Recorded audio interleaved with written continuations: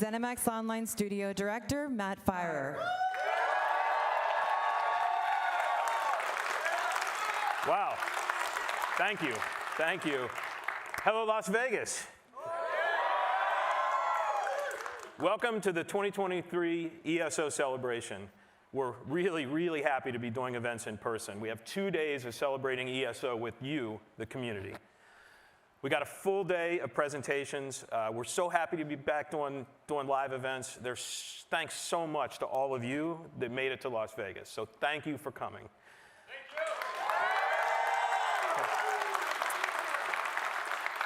Also, we're live streaming this part of the show, the opening sequence and the first presentation of the day, which is coming up soon and focuses on a deep dive on Necrom. So welcome to everyone joining on the stream as well.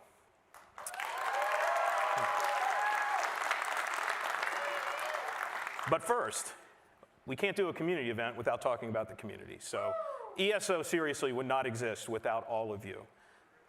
You play the game, you bring Tamriel to life, you give us your feedback, whether we want to hear it or not. But most of all, you're definitely the most welcoming, the most awesome community in gaming. You are ESO, and ESO is you. So that's why we named this event the ESO Celebration, because we're here to celebrate not just the game, but all of us. And in fact, we hope to see more of you in person in the future. Next year is ESO's 10th anniversary year, and we're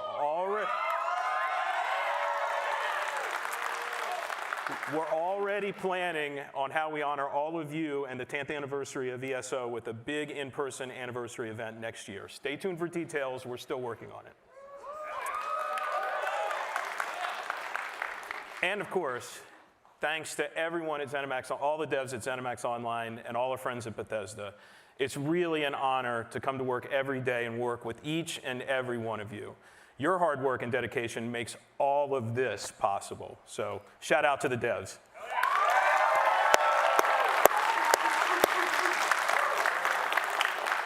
All right.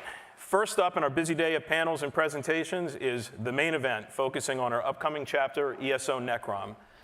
To introduce the Necrom Chapter Preview and the all-star dev team panel led by ESO Senior Community Manager Gina Bruno, please welcome ESO Creative Director Rich Lambert.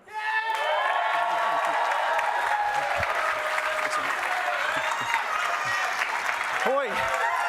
Hoi! Wow. Thanks, Matt. I'm wearing pants today, yes. Thank you. I just want to thank everybody for being here today. We are incredibly excited about what we're going to show you all. This is something really special for us. We really, really dig hanging out with you all, talking to you all, and talking most importantly about something we love, which is ESO. So just in a minute, I'm going to be handing things over to the team that's sitting up on stage here, and they're going to share more in-depth, behind-the-scenes details on this chapter. Before though, I just want to set the stage. So this year is ESO meets cosmic horror. It's the Daedric Prince of Knowledge and Hermaeus Mora mixed in with the Dark Elves of the Telvanni Peninsula. And you're going to be spending a lot of time in both Apocrypha and the Telvanni Peninsula. You're going to explore a lot of really cool places, you're going to see a lot of really cool things, and you're going to get to experience a lot of really, really cool stories. Apocrypha in particular has something really, really special and some really cool surprises. So if you are familiar with Skyrim and the Dragonborn DLC, you will kind of know when you get into our version of Apocrypha what to expect. It is the yellow-green skies, it's the books for miles, but that's not all we've done. One of the things we love doing is putting our own spin and our own take on things, and we've done that in a new biome that we're calling the Chroma Incognito. And this is a location that the team really went off and really explored, and there's new vibrant colors, and it's kind of a new way to store knowledge for Hermaeus Mora, so we're excited for you all to see that. In addition to these new locations we've got, we also have a brand new class. The first one since 2019. Yes, and this has really been a labor of love. So the team has spent almost 2 years working on this class. They put a great deal of time and effort into this, and it doesn't look play or sound like anything we've created up to this point. It's really, really special. I'm really proud of the team and what they've been able to build, and I can't wait for you all to get in there and see this. For those of you that are here in Vegas with us today, we do have a preview build. It's upstairs. When you came in, you hopefully all signed up to go in and get a chance to play it. Let us know what you think. We're going to be hanging out for the next 2 days. We want to meet you all. We want to talk with you all. This is, like I said, we love this. And if it weren't for you all, we wouldn't be here. So thank you so much. Yes. And with that, my part here is done, at least for this first part. I'm going to hand this over to the host, our very own Gina Bruno. Yeah.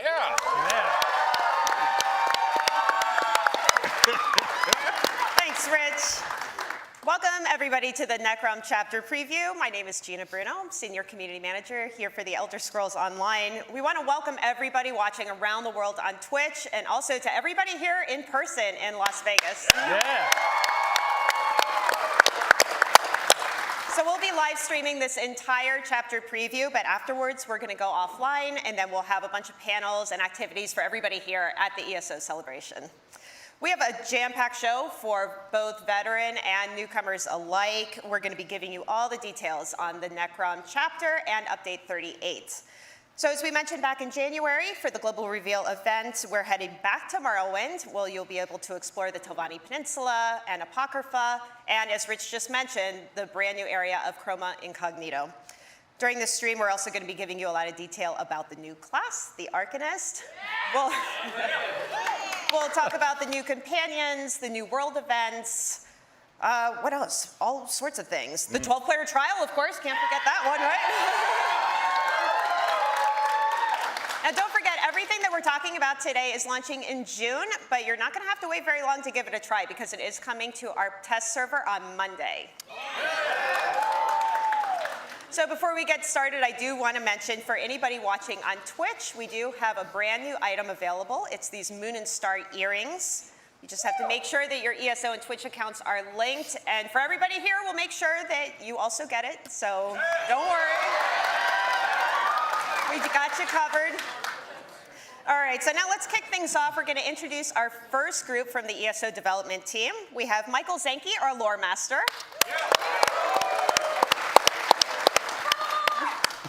We have CJ Greb, our art director. And of course, Brian Wheeler, our lead combat and PvP designer. Oh, Lord. So as Matt said earlier, we are here to celebrate ESO and its community. And all of you have worked on ESO for a number of years. So what does ESO or its community mean to you personally? Zenke, hot seat, you can go first. Absolutely. So it's a pleasure to be here, everybody. I actually had the distinct pleasure of shipping Elder Scrolls Online with these three amazing people with the original development team. Took a leave of absence from the company. It's going to be 2 years almost that I've been back here in a couple of months, which is crazy to me. I would not be here if working on Elder Scrolls Online was not the highlight of my career. Working with these incredible people, with this amazing community, and with this incredible game.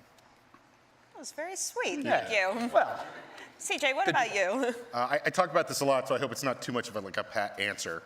But we think a lot about the responsibility of working on an Elder Scrolls product because, I mean, you can go into the gaming community, you can say, what's your Elder Scrolls game, right? Like, people have an answer. It's like saying, who's your James Bond, right? Like, they'll say Oblivion or Skyrim or Morrowind or Elder Scrolls Online. And to know that we're part of a community and part of a gaming, sort of legacy that's been around for so many years and is such a big part of so many lives, we take it seriously. We take being a shepherd of this very, very seriously. And thanks, everyone, for being here. It's great to be part of it. hell yeah. Here, here. Oh, I guess I'm just the old fart up here. I've been around since 2009.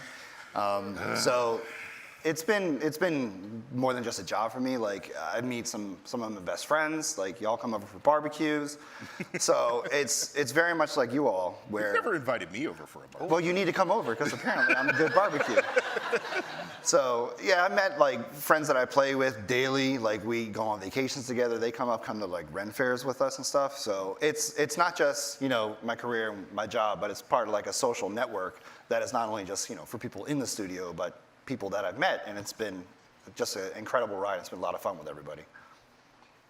That was very sweet. I feel like I'm getting all misty-eyed here. So we just started the Shadow Over Morrowind adventure, which consists of this whole interconnected story, and we kicked it off just last month with the Scribes of Fate DLC, and of course the Necrom chapter is coming up next. So in the chapter, players are going to go to Morrowind, they're going to go to Apocrypha, which was last seen in the Skyrim Dragonborn DLC. But it's this whole new adventure, and it's kind of our spin on things. So with that said, how would each of you describe the theme of the Necrom chapter? That's easy. Extraplanar magic, some truly incredible characters, and secrets that mortals were not meant to know. I like it. You're welcome. When you say cosmic horror, and then you tell artists that they're going to work on something with Cthulhu sort of thematic pieces, like they get excited. Artists dig this stuff. So it was an easy launching pad for us to get to go into the world of Apocrypha and Hermaeus Mora and start to explore, some new areas that we haven't gotten to see since Dragonborn. So it was awesome. I mean, all that Cthulhu and like cosmic horror stuff, that was just like fuel for making the new class. So it was just great to have like feed off of all that stuff. It was awesome. Well, CJ, I'm glad you mentioned Mora because our community went nuts when they saw he was going to be part of the chapter, and I know they've been dying to learn more. Mora? They want to know Mora. No, okay. I know. There it is. It starts. It's going to start, right? I'm sitting next to Zenki, who's the king of puns. Listen. I will not match him. But It's all good. sorry, I had We're not going to try. So for those that may not know, Hermaeus Mora is the Daedric Prince of Forbidden Knowledge. He's making his return to Necrom since last being seen, not just in ESO's base game, but the Skyrim Dragonborn DLC. So in terms of our chapter, why Mora and why now? Absolutely. So interestingly, Mora actually arose organically from the narrative that was originally concepted. The whole core of the story is a secret so powerful, so terrible that could unmake reality. And so that as a starting point, right, Mora he wiggles his way onto the scene, right? So this is a great opportunity for us too to show Mora in a different light. Unlike a lot of the other Daedric princes, he, especially in this story, exists in a more neutral space. It's also a great opportunity for us to show his many and varied mortal followers. There's a lot of different folks running around Apocrypha, and it's going to be an exciting time. Let's actually talk a little bit about about his creation. So CJ, what was it like bringing Mora to life? Yeah, very cool. I mean, we see a little bit more in base game, but he's a little bit more of a diminutive Mora than we're used to seeing. Like in Dragonborn, he was this big, impressive thing that was crazy, and so we wanted to pull that in. We wanted to make Mora a little more, update him for ESO a little bit, but. The really interesting thing was working with a Daedric Prince that really wasn't on one side or the other. Not good, not evil. He's just interested in cataloging, in collecting all that can be collected, right? And so that was the place we started from, and it was from there it's just fun. It's good to have a hobby. Yeah. Yeah. Well, you know who else has a lot of history in the Elder Scrolls, and especially in Morrowind, is the House Telvanni. So for those that may not be as familiar with this group, they're excited for it. Indeed. Zenki, can you give just like a quick Cliff's Notes version of who House Telvanni is? Absolutely. So the great houses of Morrowind, right? Like these anchor bedrock elements of Dunmeri culture. House Telvanni exists in this special place within our timeline.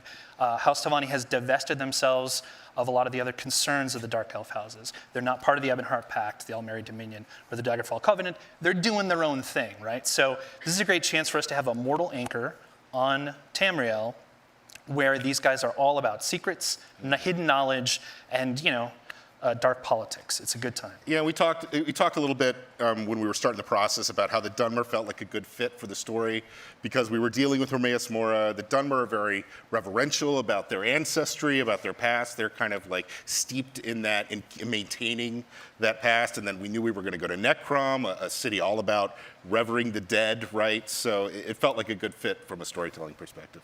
Yeah, it'd be great if there was like a class all themed about secrets and all that kind of stuff. Wouldn't that be cool? That would That'd be great. pretty neat. Yeah. Well, that brings us to one of the things the players were most excited about when we announced it back in January, and that was the reveal of a brand new class, which was the Arcanist. What a segue. I'm here. I got to pick something new. Segue. Almost like we planned that. Crazy. So first, let's start just with the basics. Wheeler, what is the Arcanist? So it's simply our 7th class for our 7th chapter. It's basically this class themed after a lot of things we've talked about, this cosmic horror, Cthulhu style. We wanted it to play and feel and be something different that we've made out of any classes before. So we took a lot of time and a lot of care to not only make it look and feel and sound badass, but also it had to be different than anything we made. And brought us in, like the artistic side, brought us in really early on the process. Like earlier than they needed to bring us into it because I would say perfectly well, at the beginning timed. it wasn't. At the beginning it wasn't necessarily going to be an Arcanist, right? No, they were whatever. throwing out all the ideas at the wall, Yep. and you brought us in real early. You say, okay, what's floating your guys' boat? Like what's feeling exciting here? We brought him in early Yeah, too. exactly. Narratively involved very early as well. And it's one of the really exciting things about every class in Elder Scrolls Online. We want to give you the narrative storytelling tools to shape your own connection to Tamriel. And Matt, I got to tell you, the Arcanist is a whole new set of tools. So then, Wheeler, what about the overall inspiration and the backstory with the Arcanist? Yeah, we were, again, like CJ said, it was just like make a class, and we knew we had to have it themed after, Hermaeus and that whole cosmic horror, but things like really jumped off when we started talking about the Black Book. Like that was like an immediate like aha Black moment Book? where we were like, oh, that's cool because you can draw from so much power and so many secrets, and that could be any kind of magic, and we went with this cosmic wild color, and it just like clicked immediately. Yeah, It was awesome. it was a gift for us because we didn't know it was going to be Hermaeus Mora themed at first. Right. And we were already working on the Hermaeus Mora stuff, so some of the glyphic stuff, some of the you'll see some if you stay around for the class panel later, you'll see some of the early like concept art for the class when we were working on it, and we got to get into all the stuff we were already working on for Mora and pull it over. So it was great. Well, getting to design a brand new class is something that you all don't get to do super often, so I'm sure the team was really excited to kind of get in there and get their hands dirty with it. What was one of the most fun parts of developing this new class? I mean, we get to make new sets, and we get to mess with abilities from time to time. But having a whole suite of abilities to toy with, especially with like the color palette and the vibe we were going, that really opened up the stage for a cool sound stage, and I kind of do like audio stuff on the side. So Wheeler's kind of an audio nerd. Yes. we had a moment there where we were like, all right, let's really explore some different frequencies and sound tables that we haven't messed with before. So it not only was fun to get the cool look and the animations and all those visuals, but like when you put the headphones on, you catch bass, you catch all of it. It's really fun to hear that stuff, right? Into it. Heck yeah. I was just saying, heck yeah. Narratively, too. Heck yeah! I'm into it. It's about it. Narratively, too, a lot of fun opportunities. Again, for every player, you interact with their class in a different way. And with the Arcanist, you don't have just to be just a Daedric cultist, right? You can have a bunch of different relationships with Hermaeus Mora, with Apocrypha, with the Power Suite itself. It's all up to you to decide what that journey looks like. Yeah, When we started to sketch out I was talking about it. We started to sketch out abilities, and we were catching ideas from content and from you guys on the team, making it, and it was a lot of fun. My favorite was we came up with something called the Abyssal Impact. We called it a Kira arm at the beginning because we were. That's what it it was looked just like. the tentacles coming out of the arm. That process is a lot of fun. Yeah. And like getting that whole crew together, like you guys were saying we were brought in early, like having that cross discipline, like it was a mix of like, audio effects, animation, lore. We had our designers on it. Like we had a whole suite of people that were just meshing together extremely The well. engineers right at the beginning of the process. They were all about it. Gave Yeah, it us was great. the runway to get there. Yeah. It was awesome. Well, obviously there's a lot that goes into making a new class. How did you all decide on the particular look and feel? So things like the visual effects and the colors and all of that. Want to talk color? Sure. So I mean, well, I'm probably just giggling, but there's a lot that goes into that where you have to look at the colors that exist already on all the classes. You have to look at not just like the icons, but I would go into Photoshop and just be like, screenshot, ink dab. This is what it looks like. These are the colors of the Templar. These are the Dragon Knight, and then that left us with a color palette that was like obviously screening out to us like green, purple, black, and you didn't kill me, so I was happy. No, you didn't have to twist our arms for that. It was all tied to Hermaeus Mora, and we were working on tons of cool Mora stuff, so it was easy. All right, well, let's get into what I know players are really excited to hear more about, and that is Arcanist abilities and skill lines. That was cool. Wow. They're all about it. Mom, go home. Yes. So yeah, I mean, we took keys from, I want to say, the Warden and the Necro, where we had the abilities sort of categorized into DPS, tank, and healing or support, because that resonated extremely well with new players and veterans. Like they could go into a skill line, like, all right, here's my damage stuff, here's my tanking stuff. And of course you can, mix and match this how you want, but each skill line having their own vibe of this is their theme, this is what they are mechanically themed after versus, I would say, visually themed after. And we have Herald of the Tome for damage. We have Curative Rune Forms for healing and Apocryphal Soldier for the tanking line. And that, again, that division of the, I would say, gameplay style just felt perfect because, again, we also had that out with the Necro and the Warden, and everybody loved that. So I want to stick with it. A great example of mechanical constraints being actually very helpful for narrative creativity, right? So because each of the skill lines have a mechanical focus rather than like a thematic focus, that lets us take the different bits that make up the class and interpose them all throughout the different skill lines, right? There's no tentacle line, there's no abyssal seas line, there's no rune line. I know it's every time we talk about this, it's like, oh man, this should have been a tentacle line. It's fine. It makes the Arcanist feel very coherent, right, thematically, which is great. From our side, right from the beginning of the process, you were on this, Rich was on this about it can't look like anything we've got before. Like it's got to be unique, it's got to look different. And then we were given it was another gift. It was healing and it was damage and it was tanking. So we got to dip into a little bit of everything. Well, I know we always like to try and make sure that players can play however they want, and we have all of these really great abilities. What are some of your favorite abilities? I mean, I'd be remiss if I didn't talk about Fey Carver. That thing's awesome. It's basically a laser beam that you blast out from you any direction you want, and you just control it. And I think we got some audio here, which sounds pretty muffled, but it's pretty cool. Like when you hear it in game, it's just like, it sounds almost like, I can't word it any other way than just a badass laser firing off of you. It's really cool. Yeah, Necro laser, awesome. So for me, absolutely, it's the Arcanist domain. You drop a vortex of power at your feet, help you and your allies, and again, a lot of great lore opportunities. Do we have any Morian Zenith fans out there in the audience? Any deep lore? No. Okay, cool. I'm the only one. That's all right. Anyone? I'm extremely used to that. Don't worry about it. For those of you in the audience watching, the lore folks, Morian Zenith is a very powerful character. Makes an appearance in this release, and we got a great morph for Arcanist domain called Zenith's Empowering Disc. It's gonna go over great. Cool. I already talked about Abyssal Impact, right? Yeah. Okay. You did? You want to talk about it some more? No, it's awesome. Okay. You just like You guys saw it, right? It was in one of the shots in there. I think. Yeah. Well, one last thing we should touch on is a brand new system coming with the Arcanist. It's unique to this class, and it's what really makes it special. This is called the Crux system. So, Wheeler, can you explain what this is and how players are going to use it in combat? Yeah, I mean, you say Crux system, and that makes people think of mechanics, and people go, "What's a dirty word, mechanics?"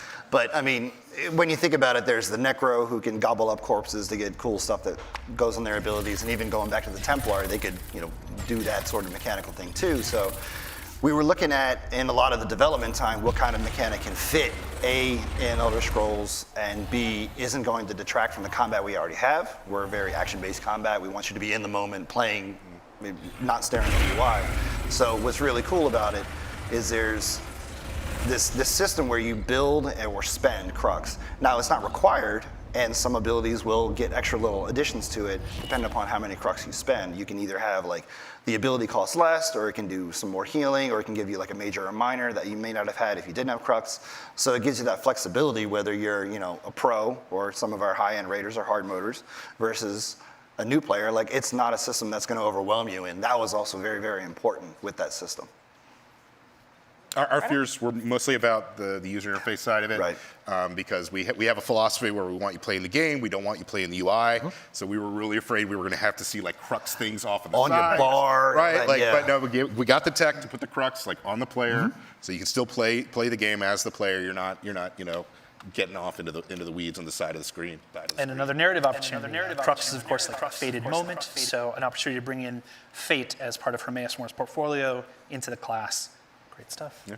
And as you all just saw in the video that was playing, the crux, the crux thingies, right? The thingies. Don't get technical. Official The term, thingies. right? As they're They're spinning. runes.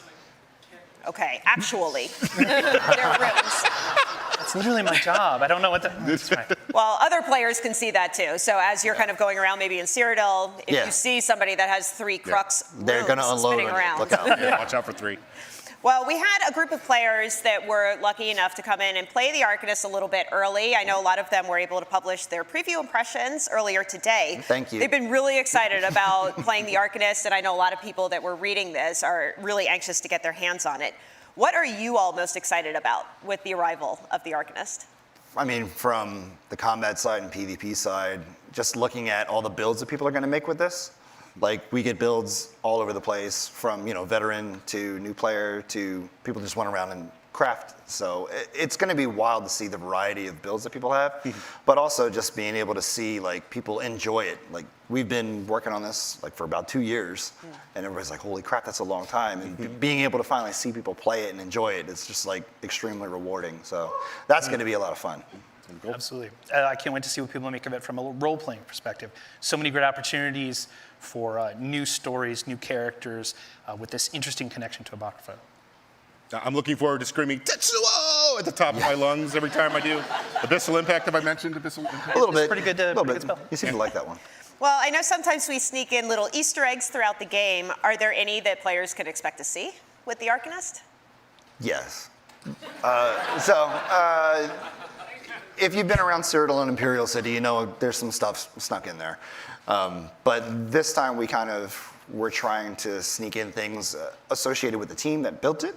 There's some, you know, phrases or words that had special meaning to people, so we stuck a lot of those into some tooltips. Heck yeah. And that kind of gave us an opportunity to give that personal touch to it, but also kind of gets again to what we've kind of talked about here, where it's been a team effort, and from like the top to the bottom with everybody working on the class, they've been giving it their heart and giving it their all. So thanks to everybody back at the studio, and hope you all enjoy it playing it here today as well as on PTS Monday. Heck yeah.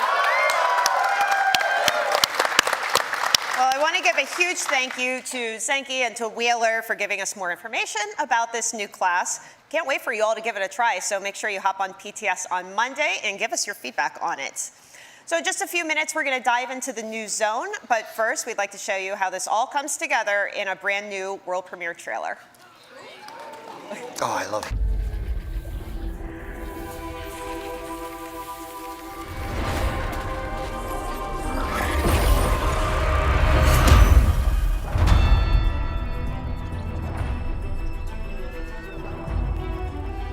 We use the power of forbidden knowledge, searching for untold secrets. But there is a price to be paid when calling upon the unknown.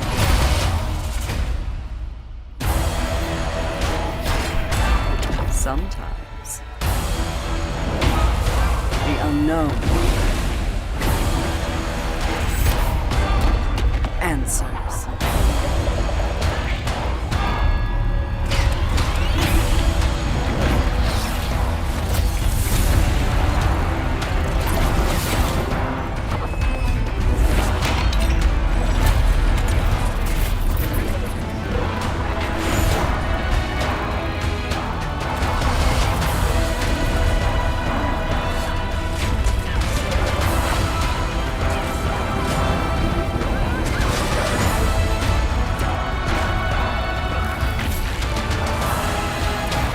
your mind.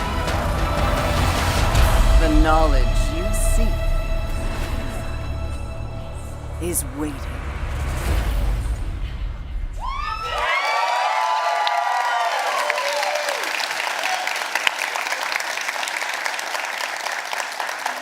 So as we get ready to release Necrom in just a few months, where you'll finally be able to get your hands on this brand new class, we are excited to let everyone know that the Necrom Prologue quest is live and available to everyone to try right now. So anybody who has access to the ESO base game can jump in and play this Prologue quest. And on top of that, ESO is running a free play event right now, so anyone can jump in and try this content today.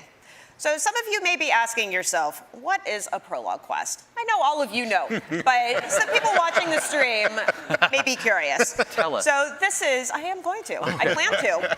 So this is essentially a quest that prepares you for the chapter content. So you actually kick off the Necrom story arc ahead of it launching in June. So we'll talk a little bit more about this quest and its rewards a bit later in the stream. But first, I would like to introduce some new dev team members that are sitting here. First up, we have Tom Murphy, our zone lead. Hi. And the man who needs no introduction, our lead encounter designer, Mike Finnegan.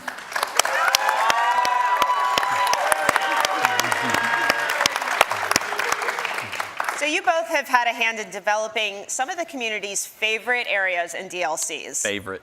What is one of your favorite memories from development? It's a pretty hard question, but one that's very near and dear to my heart is actually a series of books that I wrote in the Greymore release. So Greymore, vampires, gothic drama, and somebody came up to my desk and was like, hey, we need a book about cheese. And I was like, well, I can give you 4 books about cheese, and that's Cheeses of Skyrim is my favorite contribution. Fun fact about that, he also runs the cheese group at ZOS, like or the the cheese cheese club at Yeah. ZOS. So. I'm the Ayatollah of Gorgonzola. Ayatollah of Gorgonzola, yes, yes. Finn, what about you? So I get asked this question all the time about what's my favorite dungeon trial or whatever, and it's like I like to say it's like picking your favorite kid, and all parents know you absolutely have a favorite kid, but you can't say what your favorite kid is. So I actually would rather like to ask you guys, what is your favorite dungeon trial arena? Red Sail Reef. I heard Ninja say Lair of Marsalok. A lot of good stuff. Look at that. Anytime I stay alive, that's good. It's all good. It's all good choices. There's a healer there, right? So as we mentioned, players are returning to Morrowind this year, but in Necrom, we're actually going to be heading to the Telvanni Peninsula. Why did you all decide to tell this story in a different part of Morrowind, and what's kind of going on in this area? Yeah, well, to harken back to something our illustrious lore master, Michael Zenke, said, House Telvanni was a really natural fit for the themes of the story we wanted to tell in the Necrom chapter.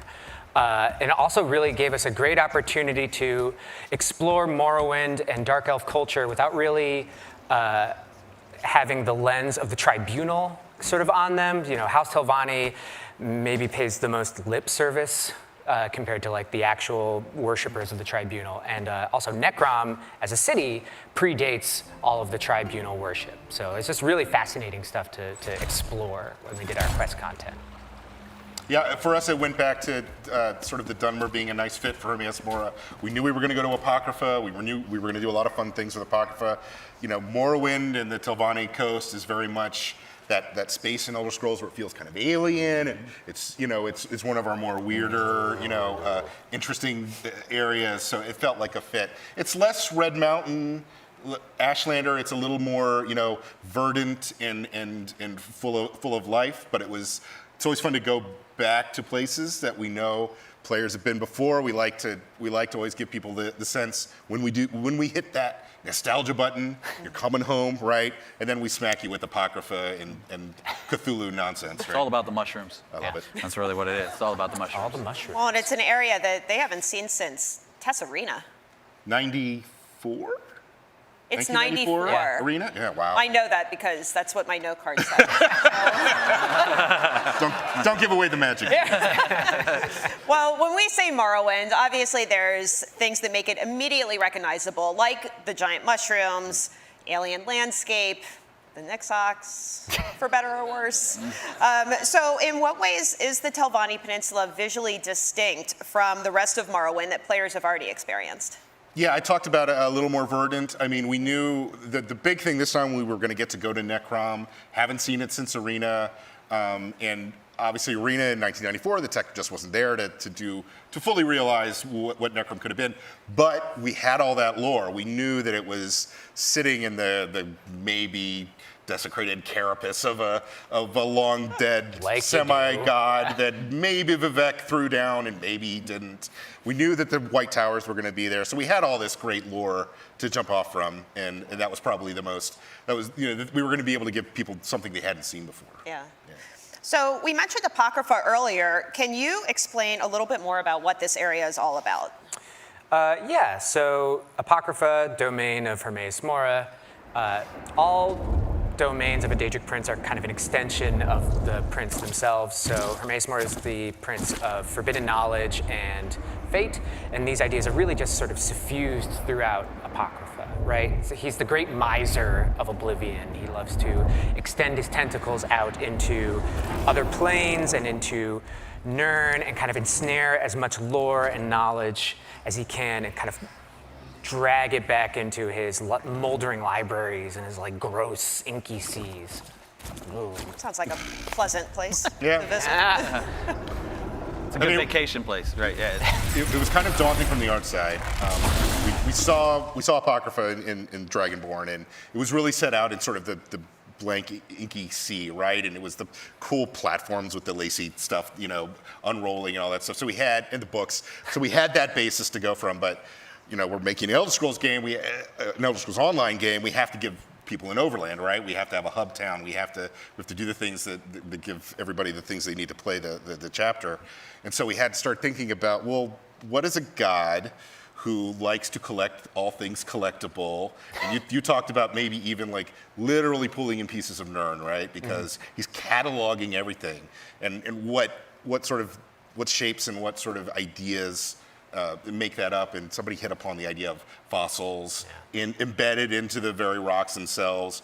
And we knew we wanted to match Morrowind's crazy alien environments, so the artists got to just go pure imagination and go crazy, and you'll see it. It's pretty cool. Yeah, and like we did with the Deadlands DLC. So Deadlands was a space that everybody knows. If you play TS4 Oblivion, that's like this red hellscape with fire and everything. But then we were able to say, well, what does destruction mean? And we had the Stormlands, which were a little bit different. They looked a little bit different. Apocrypha was kind of the same way, where we are able to take what they did in Dragonborn DLC and then really build upon that and put our own stamp on it and make it look kind of like unique in our game. One of the things I really like, and you just saw it in the video up here, is the usage of books as part of the architecture. We were a little worried about that. We worry about metrics, and when you have a zone that's like billions of books stacked everywhere, you got to get through it, but we got through it. No, it looks amazing. So one of the things that, of course, brings a zone to life is the monsters. And Morrowind certainly doesn't have a shortage of just weird and strange creatures. So what are some of the general themes and the approach to the creatures that players are going to be coming across in Necrom? Yeah, so we went with cosmic horror was the big thing, but also we went back to what players have experienced in the Dragonborn DLC. You've seen the lurkers, you've seen you've seen the lurkers, and you've seen the seekers, and we were going to take those and largely build on what they did, and then make sure it fits in our game with all the abilities. But then we were able to build completely new things, and what you see right here is this is the hushed. These are like people that have gone a little bit too far in their worship. They don't have mouths. They're almost like zombie-like. And then this guy right here, which is the Mind Terror. So these guys operate completely different or a little bit different than what you're used to with monsters. Their attacks almost seem like 1940s like horror films. They're stop motion. They fade in and out. As you can tell by the expression on Gina's face, she really loves the Mind Terror. Loves the Mind Terror. Loves the Mind Terror. We literally were thinking about Gina when we were making this. we were Gina's like, not going to like this one. It's got more than 4 legs. Gina's not going to be part of it. She's not going to like it. But I would be remiss if I didn't mention the tome shell. The tome shell is this. There you go. There he is. It's this little books that have creatures that are inside them, and they inhabit them and go around. So they're little creatures you're going to see throughout Apocrypha. There's the lurker. So like I said, you've seen some of these things in the Dragonborn DLC, and we kind of like fleshed them out how they'll fit in our game. Wow. He's pretty. Yeah. Always lurking. Always lurking. Yeah. There's Tome Shell. Yeah. They're adorable. I know, buddy. right? The story of the tome shell is great because it was so organic. It was just someone saying, well, what would a hermit crab in Apocrypha In look Apocrypha, like? It's exactly right. It's exactly right. I'm sure that won't happen. Thought the Nixox were bad, and then you introduced these things. Love the Nixoxes. Well, thankfully, we have a host of great characters in our chapters. So let's talk about some of the characters that players are going to be coming across in Necrom. Yeah, so I feel like the best releases we do are ones that give players a motley crew of allies, right? So our goals for Necrom were to go like big and weird with the people that you're going to be spending time with. The first one I'll mention is Laramel the Wise. It's kind of your main ally in the task that Hermaeus Mora sets before you. She is an Arcanist. She is not like a cultist of Hermaeus Mora. She's made a bargain with him for certain powers, and he's calling in his part of his due, basically. She can Subcontractor. Yeah. She can see threads of fate, which is an extremely rare and valuable gift for followers of, or people that are in Hermaeus Mora's sphere, and that's sort of your main interaction with her, is helping find where these threads of fate are going and how they point to the various villains that are at play. The other one I'll mention is Meln the Mouthless, who is this weird character that I just created to kind of embody the Telvanni Peninsula. He's the ghost of a magister. He's kind of a grumpy old man that talks like this. Kind of like Fred. Yeah. Yeah. Oh, only likable. That's fair. That's fair. He's like, oh, my lumbago. But he's actually a ghost that lives in a soul gem that you keep in your pocket. And the idea is very similar to a character that I wrote for the Deadlands, Erox the Mutilator. Just like, Have you heard of him? I thought you might have heard of him. You just love to narratively be in people's ears I as do. they run around. If I could, I would The just sit disembodied behind voice. somebody playing the game. I'd be like, oh, look at that. There's a You're dragon. going to hear this. You're going to hear this. You meet Meln pretty early in main quest, and the moment you meet Meln is one of my favorites I won't spoil it, but it's very funny. I Yeah. loved it, yeah. He's great. There's so many great characters. I don't want to spoil any more, but there's also not just new characters, there's returning ones. So, yeah, Naryu's coming back. There you go. Maybe you heard of her. Yeah. And a personal favorite of mine, Sotha Sil, will be making an appearance.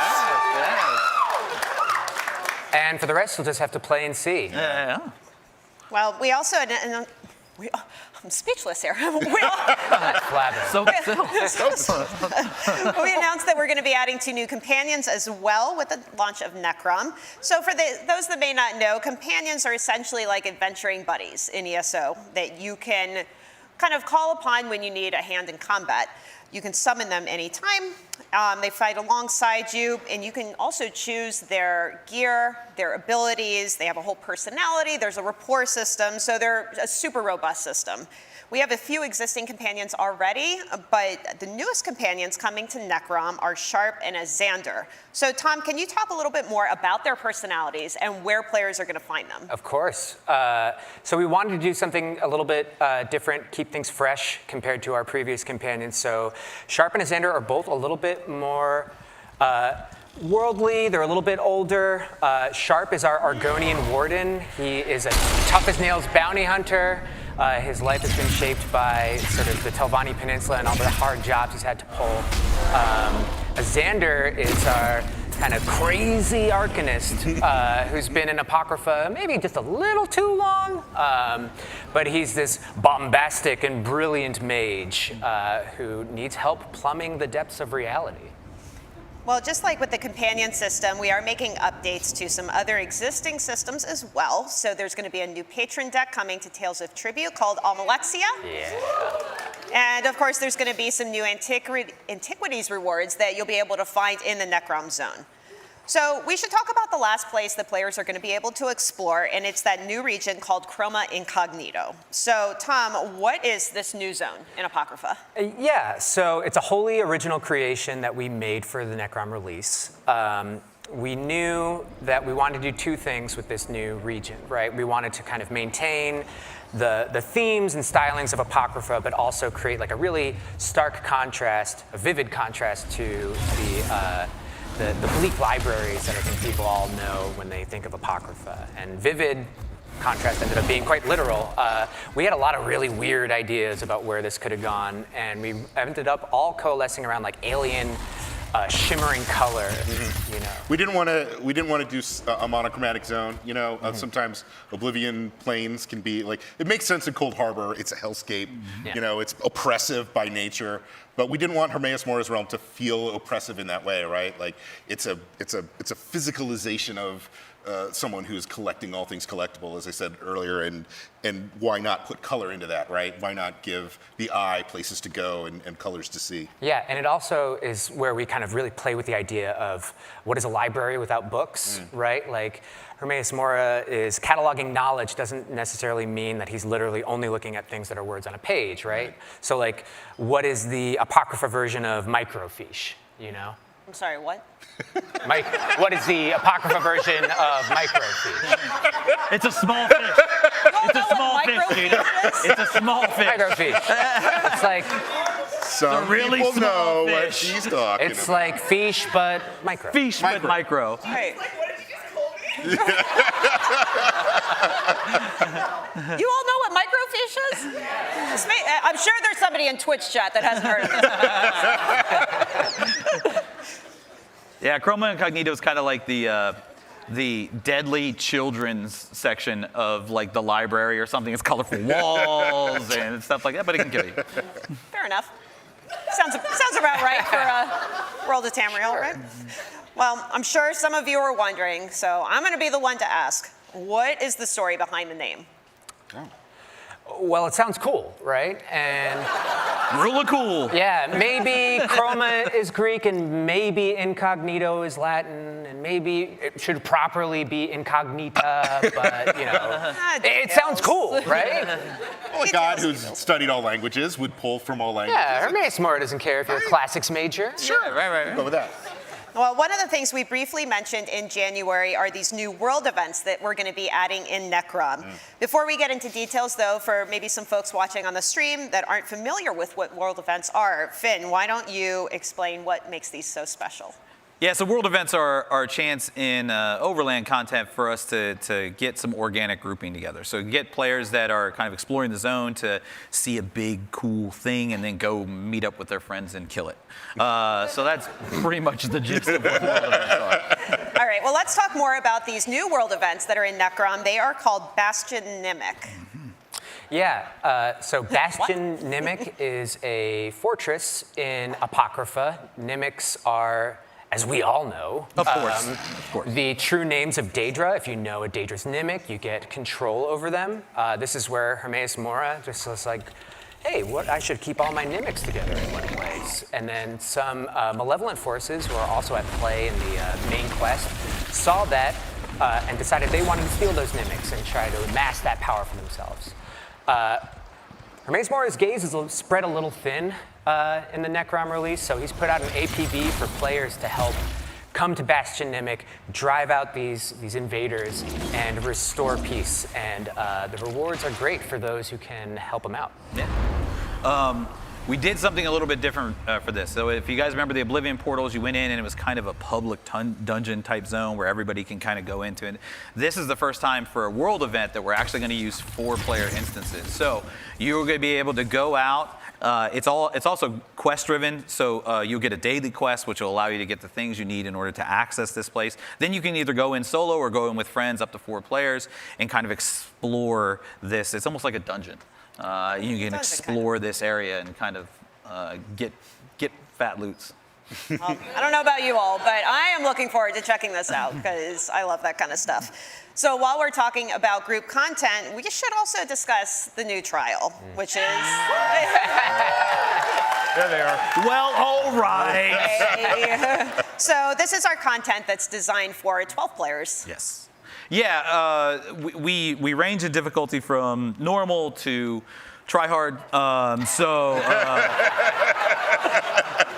So for those players that want to go in there and experience a more casual kind of experience, they can go in there with 11 friends and tackle some of these challenges. And then if you really want to push the limits, you can go to veteran or even hard modes and really push for the top of the leaderboards and stuff. Well, the new trial is called Sanity's Edge. Finn, why don't you give everyone a little preview of what they can expect here? Yeah, so... Hype it up, Finn. Yeah. So Sanity's Edge is, most of the time when we do a trial, it's a physical location in the world. You go to a physical space. So for this one, it's a little bit different. Some mage has decided to study a Daedric artifact, and he didn't do it with the normal precautions. So he unleashed a malevolent creature into his mind, and now you are going to bring 11 of your friends into his mind in order to free him from the torment that he has. You're seeing some things on screen here that you may recognize some of the places you go, because you're basically exploring his dreams and his nightmares as you go through this. So you may see some familiar areas that from other parts of the game. You know, my psychiatrist recommended I have 12 Elder Scrolls players. Yeah, kind of go in my brain. It's catching steam. It's like that's the new diagnosis. Thank God now. my insurance covered it. Yeah. It's very rarely covered. Yeah, exactly. Well, we can't talk about the trial without talking about some of the rewards. So for those of you who complete all the trial achievements, and yes, that includes the no-death speedrun hard mode, you will earn yourself a brand new mount. This is the Dark Ram mount. Ooh. So if you see players running around on this mount, you'll know they've completed some of the hardest content that we have in the game. There we go. Now, we actually have another mount that you'll be able to earn in the zone by completing several key achievements throughout Necrom. This is going to be a brand new Nixox. Your favorite! We like to call this one the Gina Bruno. The Gina Bruno. Special, right? Come on, Gina, it glows underneath. Look how cute that is. Come on, don't you want to ride that sucker? I can't wait to see a whole bunch of those running around all over the place. Well, I want to give a huge thank you to Finn, to Tom, to CJ for giving us such a great preview of all the upcoming content. Thank you.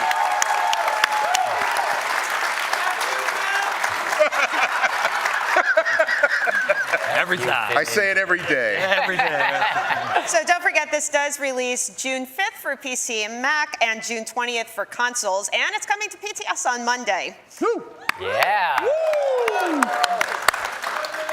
So we had a great time chatting with everyone today. It has been such a pleasure to be back in person in Las Vegas with everybody. This was It's a so really great. fun stream. So awesome. Thank you, guys. Thank you. Yeah. Thank you. Now, before we wrap up, I do want to hand it over to my friends Jess and Amy, who are going to be sharing some more details about the quality of life updates coming to Update 38. Thanks, Gina. So we've heard a lot about Necrom today. We're going to shift gears a little bit and talk about some of the additional things happening now and coming to ESO with Update 38, the base game update that is free to all ESO players. Yeah, so coming with Update 38, we'll be introducing some new features to help you stay better organized. First, you'll be able to favorite some of the collectibles you've earned in-game. You can designate your favorite mounts from your collection, and anytime you summon up your mount, a random one from your favorites list will appear. Yeah. Furnishing bundles from the Crown Store will now also automatically be put into containers, taking up just one space in your inventory. I know, yeah. So you can take those items out and organize at your leisure. And get excited, anglers. Filleting fish just got a whole lot easier. You will now be able to use any provisioning station to fillet all those stacks of fish with a single action.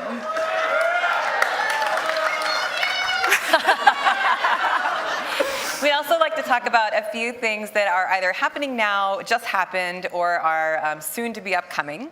So first off, in our ongoing work to consolidate when daily and weekly timers reset in ESO, campaigns and monthly leaderboards for Cyrodiil and Tales of Tribute will reset on the first of the month at the daily reset time with the launch of Update 38.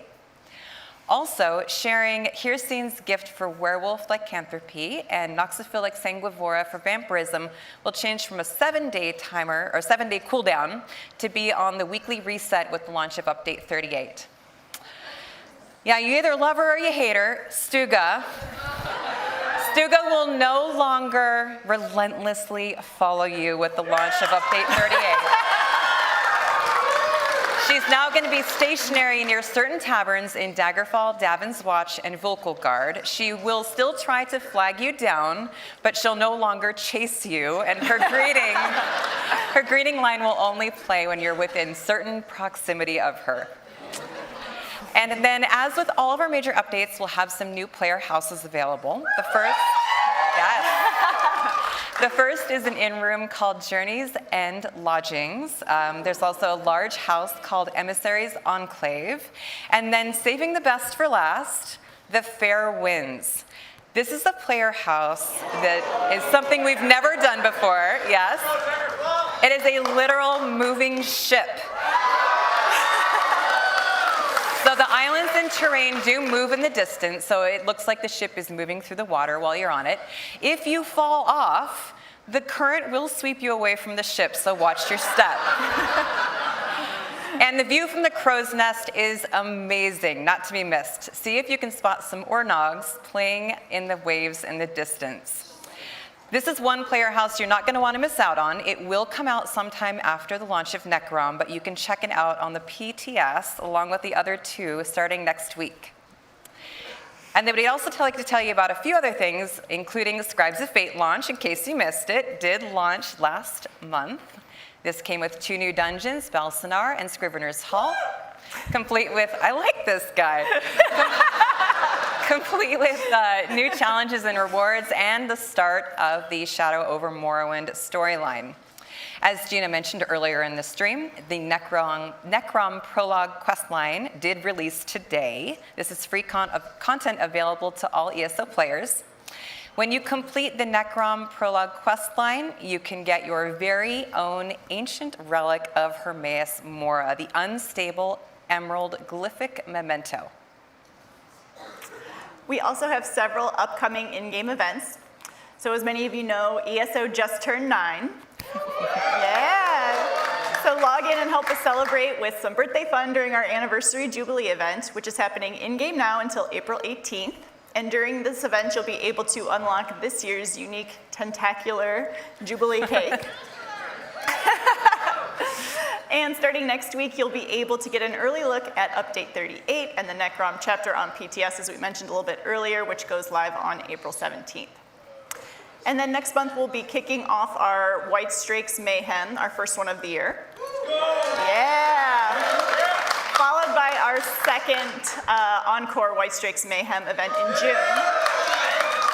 So be on the lookout for more details about that event and this year's rewards. We'd also like to share an update on our ongoing hardware refresh efforts. As many of you are aware, we've been hard at work refreshing all the hardware in our data centers to ensure our players can enjoy ESO for many years to come. We finished the PC North America server work last year, and PC European server work just completed last week. The community's feedback has been phenomenal so far. We will complete the PlayStation EU work next week, and then Xbox North America and PlayStation North America work will be completed in May, and the Xbox EU server work will be done later this year. So please see our post on the official ESO forums for more information. From the lush Telvanni Peninsula to the endless library of Apocrypha, we've given you an inside look at what lies ahead with Necrom. The Elder Scrolls Online Necrom chapter arrives June 5th for PC and Mac, and June 20th for Xbox and PlayStation. If you pre-purchase the chapter, you'll receive the Sadrith Morris Spore Steed mount, and if you pre-purchase before April 18th, You'll also receive the matching Hermaeus Mora Spore Pony Pet, so don't miss out on your last chance to receive both of those things. Our free play event is also happening now until April 17th, so if you're new to ESO or if you have a friend who's also looking to start their journey in Tamriel, you can jump in game for free right now to get started. Our latest gifting promotion is also happening now until April 13th. When you gift 5 event tickets to other players in game, you can get 4 Rage-bound Crown Crates by May 31st. We also have a number of sales going on now, of course we do, that you can take advantage of. They include the base game and High Isle chapter and crown packs. You can check our handy sales article on the official ESO site or your favorite platform store for details. Thank you so much to our host Gina, to Matt, Rich, and to all of our developers who shared their experience working on Necrom today. For everybody here with us in person today, stick around. We have a lot more in store for you. And for everybody watching at home from around the globe, thank you so much for joining us today. You can follow along on our official social channels for more coverage of the ESO celebration and all things Necrom. And until next time, we'll see you in Tamriel.